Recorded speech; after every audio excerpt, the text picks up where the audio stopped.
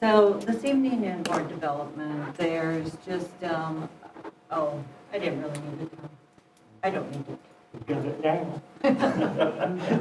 Welcome. I'll take my phone. I was just wondering where it was. Oh, okay. Thank you. Did you send them a text? Actually, my watch was still working and it confused me that it might be in this room. So, Tom, you could wear shoes. I thought I had to get here. Thank you. So, under board development tonight, I just listed some things. Some are just informational. There are some that I'd like to discuss with you. Starting with communication to the public on behalf of the Board of Education. As I sit in this position, I feel a responsibility to respond on behalf of the board when we get communication. It doesn't mean that you can't also follow up and say something if you wish. I just want you to know that I take that as a responsibility and I will respond and send you my response to correspondence from the public. Unless I can't keep up, and then I'll probably reach out to Mark and ask him to help keep up. You know, and we have had those times when it is difficult to keep up because of the correspondence. So, What I anyway. have done is not responded to those that come to all of us. Yes, But I'm sure we each get individual ones. Yes. And those we certainly need to attend to. yes. I guess if they're sent to you individually, that's a different story. But if it's sent to the whole list, just know that I will do some type of follow-up response to them. Any questions, concerns? Makes sense.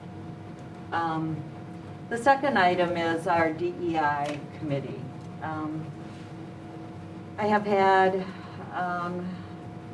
particularly a member of the community, but I think in all fairness, I did put in your folders a copy of that ad hoc committee as it was drawn up a year ago. The concern is that our membership is no longer accurate. And it's no longer accurate by a board member on the committee that's no longer a board member, right? Students on the committee that have graduated. A teacher, for sure, one on the committee who's no longer employed in the district. And, you know, in all respect, and the community member has been respectful, they're questioning the validity of the whole committee because we are no longer accurately adhering to our membership. So we need to address that. I know Dave has graciously been attending, and I appreciate your input. He's been attending the meetings the last 2 or 3 times. I have reached out to Joel Lewis, who is currently taking over the leadership of that committee.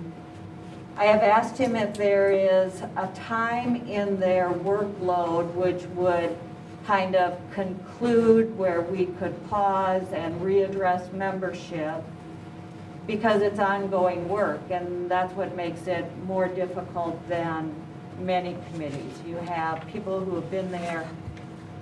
He said that they're in the midst of this audit. He feels it wouldn't be done for a while anyway, so there's no reason to aim for the end of the audit.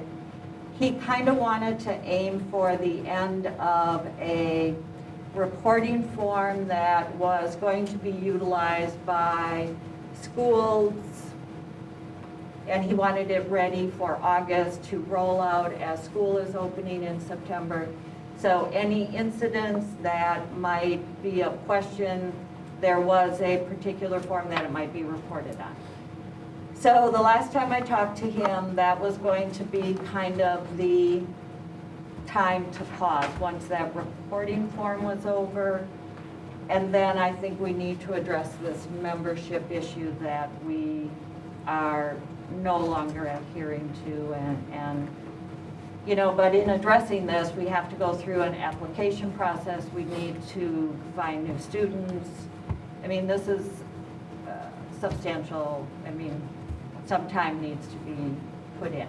Dave, I'd like to hear from you first, since you've been on. The committee actually talked about this at the last meeting, about membership. And I understand it's always nice to have things end at a good time and have new people start with a clean slate, but we don't even do that here at the board. I mean, And we're looking at you're a right. referendum that we've been building for almost a year and a half, and we get a new board member on. We don't say, well, we should wait until such and such a date before we put new members on. I guess I view this committee as it's an ongoing thing, and just like any volunteer committee, it's going to change. That's just a given. Whether a teacher leaves, a board member leaves, a student graduates, or whatever, you don't suddenly declare the committee invalid and you need to shut it down. And I know. I was mean, very unhappy to see that citizen was saying, end the committee and disband it instantly. And I'm afraid that's problematic. I do think we should do almost a regular process like we do with our board committees, which is literally every year in spring, you send out the applications, then over the summer you go through them, and at the start of the school year, you have new members just brought in as part of the normal process. And I don't think it's as horrible as saying the committee's invalid. Yeah. I think it's just part of a volunteer committee with that many people. You don't keep all 15 of them every single year continuously. I just think it's going to be a normal process. And I agree, but I just feel we need to have a process to make sure that we're adhering to this. John, do we currently have a quorum limit? So it says up to 11 members from the community, doesn't it say we have to have a total of 11? No, and that's not the issue. I don't know how many students, did we lose all 3 students? I am not sure how many of our students were seniors. I think most of them right now have graduated. Okay. Does that mean they have left, or are they still on it? Are they still attending? Do we have our seniors? I would not speak to that. I would say 1 or Absolutely. 2 of them have been attending, that I recall from watching it. So, I think one of the things, though, that we've got to do, obviously we've got to address membership, but I think one of the things that we were going to do is these people were going to meet and come up with a plan on what is happening. And I'm not really sure what the plan is, because I was under the impression that we were going to have a report and then we'd be able to bring that report back and, you know, how do we handle a curriculum issue, or how do we handle some of the other issues that we have. And I don't get a sense that that's what's happening here. And I think the board has to give them some direction as well. Jack, if you look at the last minutes, it specifically talks about 2 summer meetings. And the second summer meeting specifically states about developing a schedule and agenda for the upcoming year. So yes, these things are happening. It has, you know, because I was on it, it did slow down when we started the audit Yes, that became a major dramatically, focus. and we weren't really getting much done because the audits were taking an hour and a half at a time, and then it was like, we're done. So there wasn't a lot of community discussion about our community and the district and what we need to do, what are some issues and what are some things. And that, it's really got bogged down. And I think that, I don't think the audit should be in every single meeting. I think they need to skip it every other and not deal with that audit, because it took forever. And it's still taking forever. I thought it was done by now, but. It should be done by middle of summer. I'm sorry, what's the audit? The audit is basically an awareness of what we do, and whether the committee members of the community, the board, the teachers actually know. So Do we people do can from the speak diversity out of and that? equity and policies and how we But- go through and. it's a audit done by NEA. I mean, it's a kind of a checklist, Yeah. Judy, of looking at all these things within that category and trying to respond and figure out if it's present or Is it not this one? present and where. Right here? It's pretty big. I think that's the audit. Yeah. yeah. And they go through that It's at not every helpful. meeting? We go through a different section each meeting. And the idea is that it's hard to say where you are if you don't talk about where you are first. Since this committee was just created this past year, it was, I think, a big part of the first decision was, we got to know where we are first. What are the policies? What are the actions? What is being done in various departments at various levels of the district? Until you know that, it's very hard to say, what can you and where should you start having those discussions. And I think they got into that. The problem is, there is a lot to be done, and it's never been done before. But it's also a small group of people. It's not really representative of the greater community. And there were a lot of people that knew some of the stuff because they work within the district. You know, but there were also a lot of people within the community that were of color that didn't know of some of the programs that were offered to them when they first came into the district. So those are the things that we were discovering, was what holes do we need to fill to make sure that people are taking advantage of things. But it's taken a while, and I just think it needs to not be every meeting. Right. Well, from what both of you are saying, and from what I've read from the various meetings, just all that is sort of that prism through which we're going to look at things to find out where we can do better, where we're doing well, where we would like to do better than well. But it's only one of many things they've done. I mean, the idea of having some sort of reporting system when you are faced with harassment because of your ethnicity or anything else, that's a piece that's important. The Native American piece has been an important piece. And so I think things haven't come into report because they haven't finished up. But with the audit nearing completion, I would expect to see a summative report. We've already responded to some of the good work that has been done. The curriculum, I know, we're actually handling that through the contracts that we're having. Is it with the Nehemiah group or the other group that we're involved with? But through our curriculum department, they're working with a group. So a lot of the things, they've done a lot. And it'd be nice to see, once this audit goes, a summary, and then we can look forward to moving on. And the ones doing the audit is the committee itself? The committee is going through the audit, yes. And answering all of these questions Right. to the best of their ability. And then is there some professional that kind of reviews this, or is this in our curriculum department? You know, what, It's pretty self-explanatory if you look at it as to how you do it.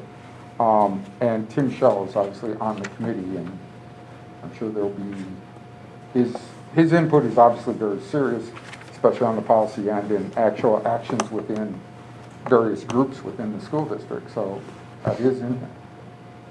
It's probably a place that has to get clarified at some point as far as what the administrative role is on the committee, because right now, I mean, Tim certainly serves as a member of the committee. In many respects, he's looked to provide information. So in order to answer some of the questions, there has to be some background, and he's the person often that is bringing forth that background in order for them, the committee, to kind of be able to articulate their thoughts on it. But he's not a liaison to that committee like we have like administrative liaisons to other committees. He's a member of the committee, just like the other 23 people. Yeah, and I would suggest, you know, whoever the board member is on that, I think your job should be to keep it within going. Say, we're gonna spend 2 minutes on this and we're gonna move on, because it's such a hot topic. If something happened that week, it's easy to get off Right. the agenda. So the board member needs to make sure everything's get brought back in. Say, we'll put that on the next agenda, but we need to focus on what we have here, so. so who's on the committee right now from the board? Just Dave Just is Dave? right now, and we'd be happy to have a second person there. If anybody is interested, just let me know. Joan and Dave, from the minutes of the last meeting they had, it appears to me they're really interested or willing to try to close shop after 2 more meetings. And as long as they have a quorum membership, I think as a board, I'd like to support that, and then going forward, we're gonna need to revisit the membership volunteers. But I think Dave is very right in what he said about, do we really have to wait for a particular point in time? I don't think we do, but maybe Dave and I could work on sending out applications again, maybe contacting Brian Borowski or some guidance or somebody at the high school to get some names, recommendations for students, go through our staff members, find out who's in, who's out. I think we need to kind of correspond to the people who are on the committee, how many want to stay on the committee, and maybe I can work with you, Dave, or even, attend a meeting and try to shore up our membership if that's agreeable to everybody. But if it's falling outside what was set up, and we need to address that before, you're proposing well, we just kind of work on it and get it figured out as we go while they're doing the audit?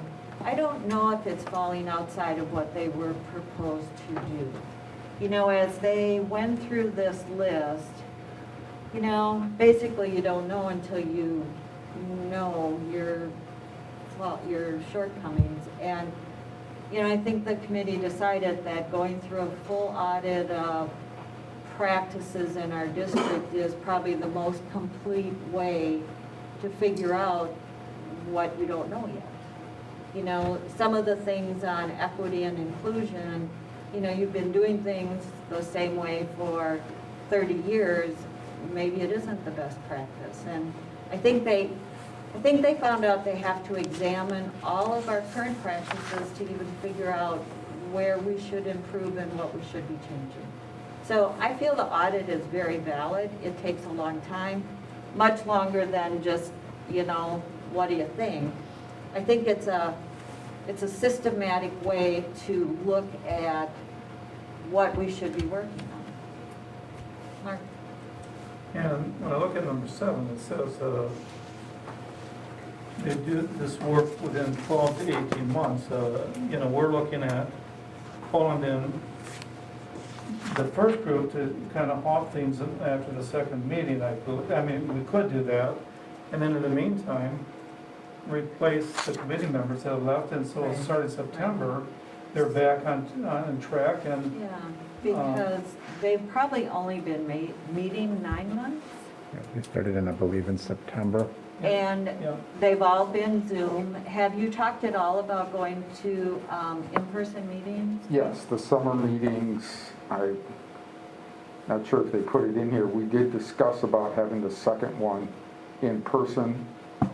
Doesn't look like that's actually. But all those components, I think, contributed to kind of delaying what we thought was going to come out of here.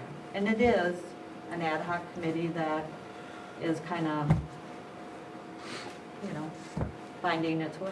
Yeah. Well, they had no idea where they were going to go. No, they didn't. Yeah, the committee has, I believe, 24 members, and I think right now we also have a policy on ad hoc committees with regards to a quorum for making decisions. So there's been a couple times where they've been making pieces that they had to pause the work because they lost their quorum. So that's been a piece as far as I spoke with Joel, who's chairing the committee right now, and shared, if you're going through pieces that you're not making motions on, you can continue even if you lose your quorum. That's articulated in policy, but that's something to think about right now. You're teetering right on that quorum every time we're meeting. So 24 people initially assigned, and you're generally down to, I think, probably 14 to start a meeting.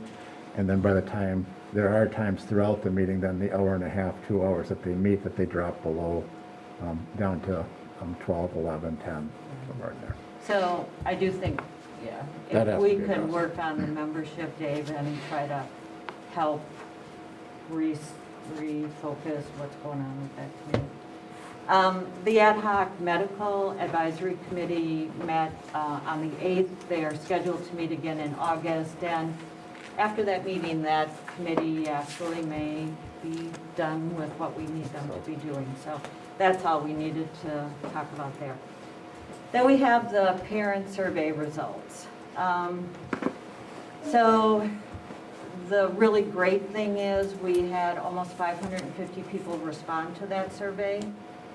In that survey, there were, I believe, 5 open-ended questions, an immense amount of data.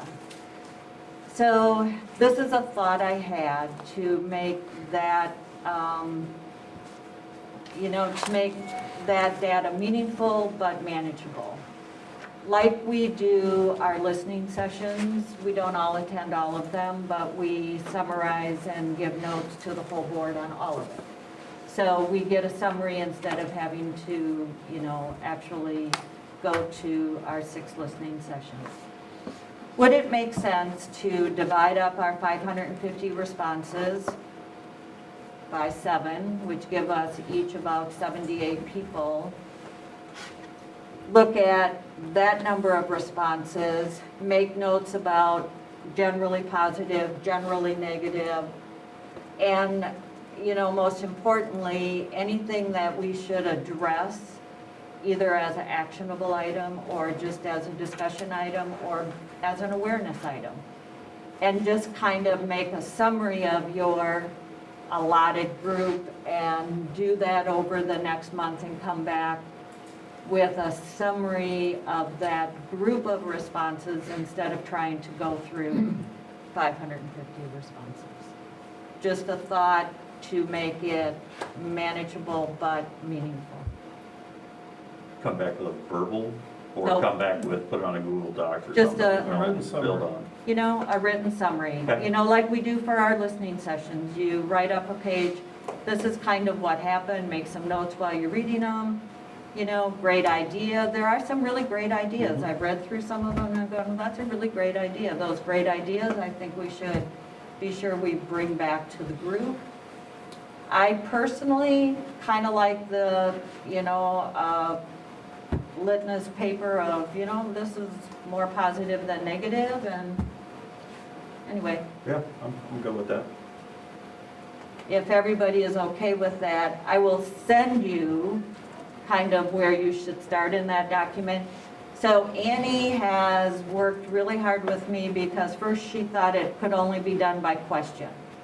But late on Thursday or Friday, she figured out how to do it by total responses across, which I think will be a much easier read than, a few of these responses just by question. So you can take, your 75 people and read all the way across what their feelings were in all those open-ended questions. So Mark and I were able to weigh in on that survey before it was sent out, and we both did put on there, so we'll own this. If you want to talk to a board member, you get to. And there are 50 people that want to be talked to. So if you're not comfortable doing it, I will just divide it up with the people who are comfortable doing it. If it falls in your chunk and you want to go ahead and contact them, that's great. But I feel responsible that 50 people get to hear from one of us. And Mark and I are in, so, but again, some of you have full-time jobs.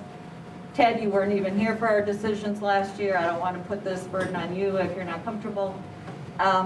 If you're in, you're in. If you're not, it's okay. And I don't think you should feel bad about it because I'll do it. And some are email only, some are phone and emails provided, so. Yeah. So, I guess I don't need to know that tonight, but I want to start addressing it soon. So I'm going to send out to all of you how we're going to chunk out the 550. So you'll get your packet of one, Brian, you'll do 1 through 78 or whatever I put in there. And then if you would just let me know if you're willing to contact your people. And if you're not, I'll take care of it. Does that make sense? Everybody Sounds good to okay? me. Comfortable with that? If we want to receive all of them, can we? Oh, you have the whole document, I think. I believe it was already there. Yeah, I think everybody's already received the whole document. Absolutely, if you want to read them all, feel free. It's actually not that, I've kind of got through a lot of them. They're very interesting. Well, how much time you think this is taking? I think there's a lot of stuff on here that they want answers really fast.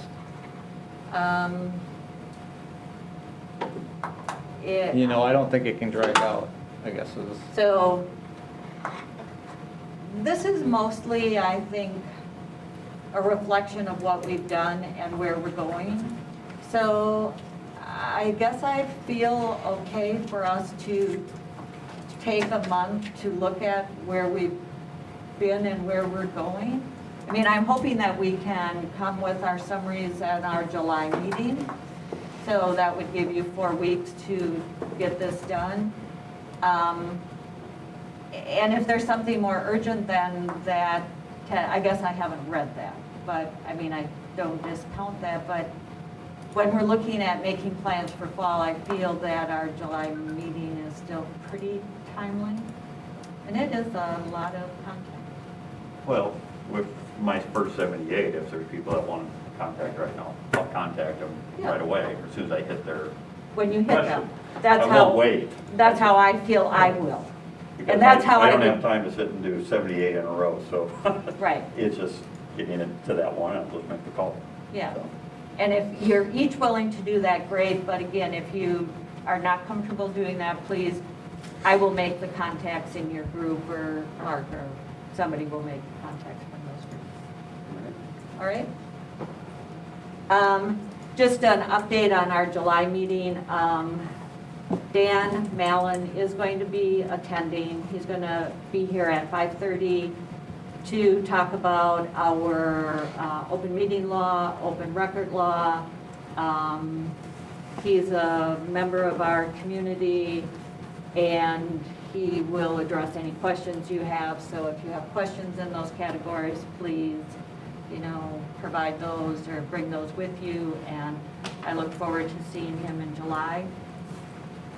We will then have a closed session at 6:30, and we will follow with our regular meeting at 7 o'clock. We have a few more minutes. So Randy and I did meet with Todd and Chris from the village. Chris actually reached out to me after our reorganization, and he had a desire to share with me some of where the village is in their transferring operation to the library. I said, can we just, the 4 of us, sit down and talk about this and, try to figure out where we are with that. So we did. And in the end, there's so many things that I was not aware of, Randy was not aware of, plans they have, details that they presented. I felt it might be beneficial to have Chris and Todd just come in, lay out where they are, instead of he said, she said. I feel it's very important to work with the village and to build a relationship with the village, and in the end, it's not about the 8 stalls. We need to establish ownership of that block of property and find out what their intent is and what we need from them. And they're very willing to work with us. So we just wanted to kind of bring you an update, and they will be at our meeting in July. Do you want to say any more about that? No, I think you Randy? covered that. The other piece is, and Jack, I'll reach out to you, because there is a proposed TIF coming, and they wanted to have a meeting with the representative from our board who would be representing them at the TIF to just kind of explain exactly and answer questions kind of preemptively to make sure that there's an understanding. So I'll reach out to you once we can find a time to meet. And I think I'm down to the last part of our board development. I lost my notes here. Actually, there was one more thing. It wasn't on. But Steve Schrader, who is the president of the Board of Education in Sun Prairie, sent me a notice of a rally that will be held a week from today, 10 a.m., to kind of speak or at least be present to show some type of response to our state budget. So if anybody wants to attend that rally, unfortunately, I will be out of town, but I did want to bring that forward to let you know that that was happening a week from Monday. So what time is it, 10 o'clock? 10 a.m. Okay. And you have this in your Yep. folder? What he sent me about that event. Any other concerns at this point for development? Okay, perfect. We have about 5 minutes before we will start our regular meeting.